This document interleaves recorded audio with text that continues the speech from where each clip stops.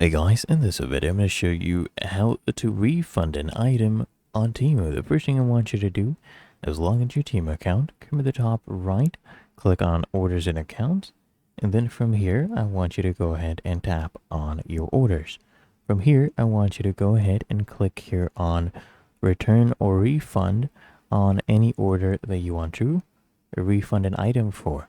So we'll come here, we'll click on this one. And then they'll ask you, have you received your package? So you can say yes or no. I'll choose no in this case. And then here you can just scroll all the way down and you'll see this section. Still can't find the package. You can go ahead and request a refund. Now, if you look here, we are actually past the 30 days after when the package is sent. You can actually request a refund. And anything after that, you are not eligible for a refund.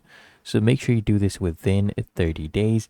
And if so, you just click on request a refund and you just follow the on-screen instructions.